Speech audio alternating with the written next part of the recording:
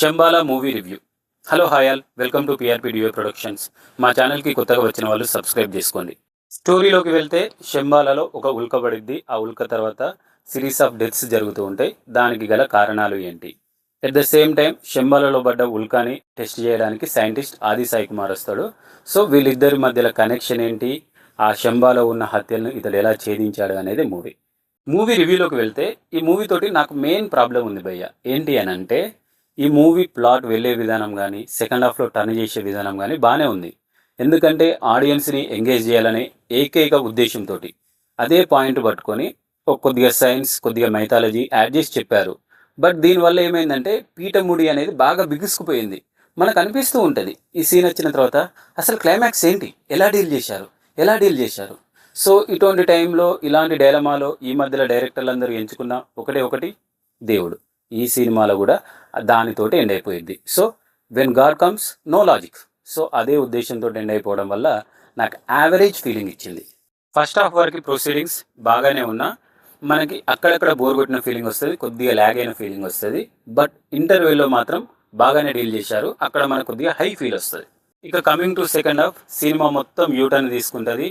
ఆ యూటర్న్ తీసుకోవడం వల్ల మనకు కొన్ని సన్నివేశాలు రిపీటివ్గా పడ్డట్టు అనిపిస్తుంది. అరే ఈ సీన్ని ఎంతసేపు లాగుతారా అనిపిస్తుంది.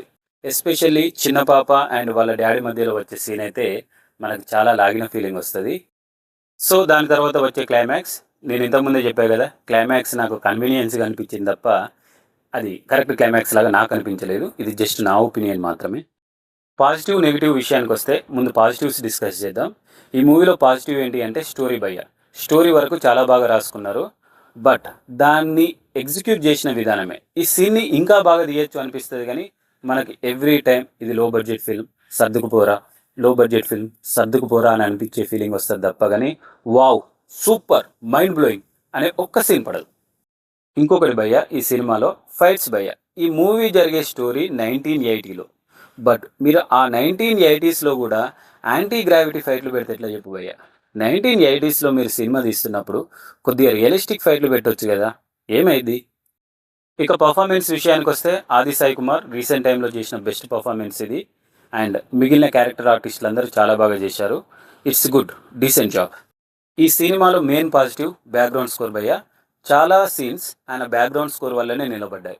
ఎస్పెషల్లీ ఇంటర్వెల్ బ్లాక్ ఎపిసోడ్ అయితే మెయిన్ బ్యాక్గ్రౌండ్ స్కోర్. ఇక డైరెక్షన్ విషయానికి వస్తే భయ్య, ఉన్నంతలో బాగానే తీశారు. బట్ ఇంకా బాగా తీయచ్చు అని అనిపించింది. ఎందుకంటే అక్కడ నువ్వు రాసుకున్న సీన్లో బలం ఉంది.